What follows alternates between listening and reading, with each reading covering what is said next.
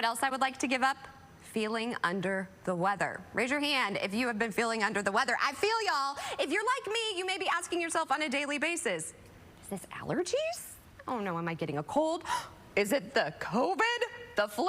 Well, if you are sniffling, sneezing, and second-guessing everything, don't worry, the doctor is in. I'm so excited because we are joined by Dr. Abdullah Kudrat, Medical Director of Post Oak ER. He's joining us on this Wellness Wednesday to break down what on earth is going around and how do we stay healthy. Doctor, thanks for joining us. Yeah, thank you for having me on the show. There's definitely a lot going on.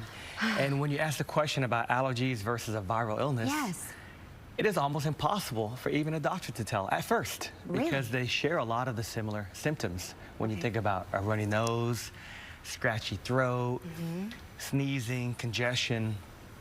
I would say the biggest difference is, one is the allergies usually come on a little faster. Okay.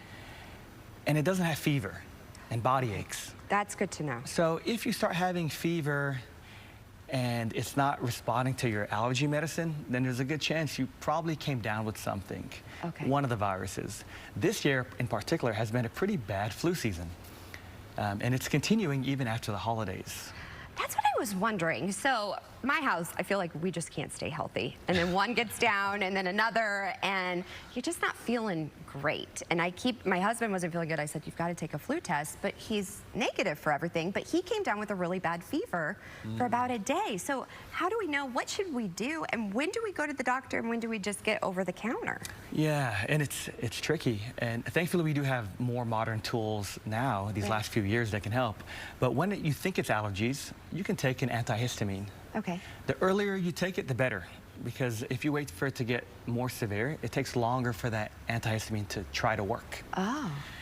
If you start getting fever and you feel like it's more than just allergies, and you test for the flu and it's negative, well, it can be a lot of other things. It can be COVID-19, it can be rhinovirus or common cold viruses, or even one of the regular coronaviruses. So how do you know? Right. If it's mild, you can probably just avoid everybody, tough it out, stay hydrated, get better within 3 or 4 days and it'll coast off. But if it gets a little severe or you're worried and you really want to know what it is, then that's the time to go in and see your doctor. I know at our ER, at Post Oak ER, we have a swab, and in 15 minutes, it'll test for 19 different viruses and bacteria. 19? Right. When I trained as a medical student and resident, we didn't have this kind of technology. No. So you were playing a lot of guesswork. Now that we have that, I can know if it's flu, maybe if it's severe enough, I can prescribe Tamiflu. Or if it's COVID, I know what category to put it in. If it's a common cold, I can say you don't need antibiotics, just give it a few days, let us know if it gets worse. Wow. Okay, I just want to go just to get swabbed, just to like know. Because you know, it's like we were sick and then now I have bad allergies. So you just don't know. And you were saying, why is the flu lasting longer? You know, the flu comes seasonally. It's a very highly mutagenic virus, so every year you might have a new strain that comes around. Okay. Sometimes you get bad luck and we have a very virulent strain, meaning it spreads very easy, and it can be a little bit more severe. And it'll go around really fast, especially after the holidays, because everybody's getting together, talking right in your face, and it gets spread around. Okay. I'm also, rodeo's coming up and the cook-off. And if you know, if you've been to the cook-off, everyone's going to be in a tent together. So what can we do to prevent anything and from catching anything? Yeah, it's hard because we can't just stay cooped up in the house all day. No. But if you are having symptoms, it is best that you do stay in the house and not try to spread it to your friends or everybody else. Right.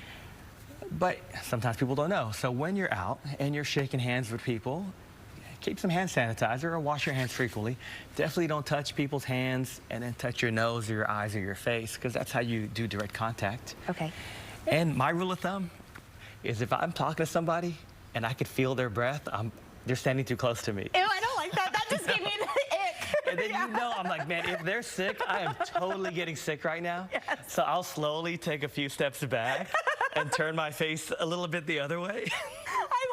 Though. Trying not to be rude, but I also don't want to expose myself to whatever they might or might not have. And like personal space, you guys. Like, let's work on that. And it's tough at the rodeo because everything is so loud. So you end up having to stand close to here. So I'll give them my ear more than I give them the front of my face. I love that. Should we be taking anything, any vitamins or drinking a lot of fluids? What else do you recommend? Yeah, you know, if you eat a well-balanced diet, then you probably don't need vitamins. Most of us don't. So it's a good idea to supplement with some vitamins. Okay. Things like zinc and vitamin C are thought to help keep the immune system where it needs to be. Okay. Yeah, and also staying hydrated when you, especially if you are getting a little sick, staying hydrated, resting helps you fight it off a little bit faster. Okay, now, just a personal question. Liquid IV, those drinks, those kind of things, Yeah. are they helpful or not? I mean, they can be, right? They have some electrolytes. Right. You know, if you are drinking a balanced diet, you're probably getting all those things anyways. Oh. But it's a nice little convenient pack to have, right? Okay.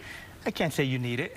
Okay. Right? But it's a nice handy way to get a bunch of electrolytes and hydration. Doctor, I just love you. You have the best disposition.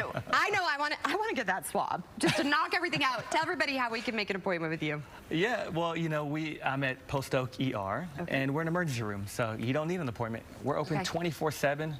We're always ready for any condition, anytime. So if it gets a little bit too severe or you're worried, we do pediatrics and adults, so come on in.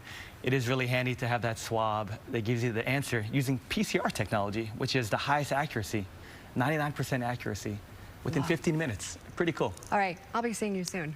You can swab away. That's where I'm at. Thank you so much, Doctor.